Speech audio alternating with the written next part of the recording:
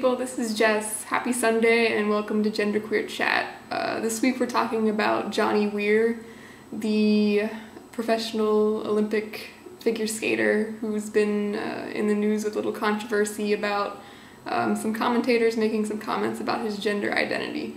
I'm coming to you in my Winter Olympic drag in celebration of flamboyancy. So let's get started with the topic.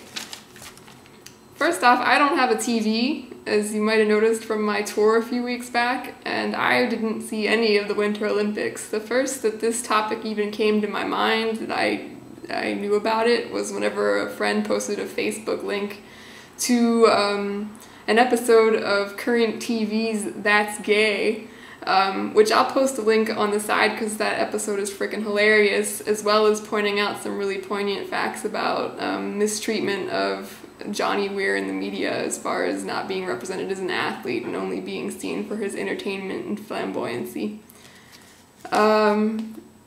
So as far as I understand it, the issue was that some commentators for a French language channel in Quebec made some comments about Johnny, saying that he needed to undergo a gender test and that he should probably compete with the women.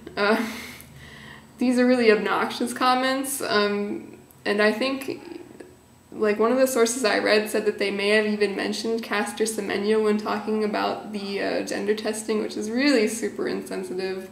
I can't even imagine how devastated she is based on the results of some of the gender testing that was done earlier this year, so it's just ridiculous. What I haven't heard being as well publicized is that those were not the only commentators making untoward remarks towards Johnny Weir. There were some Australian commentators who also got in some hot water for making homophobic comments, and there was also an openly gay commentator here in the US, former figure skater Mark Lund, who also criticized Johnny Weir's femininity on air. After these comments were made, Weir held a press conference. I think that I watched the video that was provided by the other GenderqueerChat folk, and the main points I got from his speech were that he wanted people to think before they speak and think about who they may be affecting with their speech. He hopes that more kids can grow up in supportive environments like he did.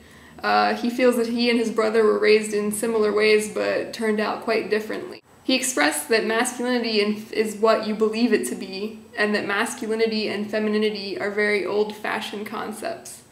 He feels that there's a new generation of people not defined by sex, race, or orientation. While I support most of Johnny Weir's comments, I think that they come from a place of privilege and don't necessarily reflect people's everyday experiences around gender. One thing that struck me about what Weir had to say was how he stressed the importance of family. I feel that familial ties are used as a justification for a person's validity in our society. I kind of read what he had to say as, I'm okay because I have parents who love and support me. Unfortunately, that's not always the case for GLBT individuals. I think that familial support is particularly in the forefront of my mind because I've been reading this book, Ties That Bind, Familial Homophobia and Its Consequences by Sarah Schulman. If you're a friend of mine, you've probably heard about this book because I've been talking about it to everyone I know. I've really enjoyed it, and it's made me do a lot of thinking.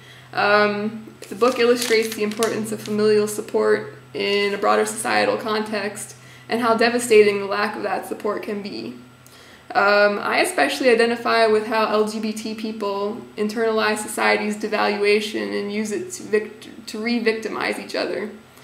I find that the inflated valuation of the family structure is a pet peeve of mine in my non-queer life as well. I have a few examples from my union. I know on jobs I'm always being asked if I have a husband or kids. And I think that when it comes time for layoffs, the fact that I don't have a family is used as a justification for laying me off more quickly than other people because I don't need the job as much because I don't have a family, allegedly. I've worked with my union in organizing efforts and in efforts to try to get more work through like project labor agreements and things like that. And I'm usually being pushed to promote this working family model, which can be really uncomfortable as a single queer person. Another example is just usually how if someone's injured or killed on the job, it's usually brought up that this person left a wife and kids behind, and isn't that so sad? And I always just like, I cringe because I'm like, if I'm a single person and I happen to be injured or die on a job, is it less sad? In conclusion, I thought the comments were obviously very offensive. I thought that Johnny Weir handled the press conference well and had some interesting things to say. And those things that he said also brought up some societal issues that I still am grappling with. So I hope we all have a flamboyant week, and I'll catch you next time.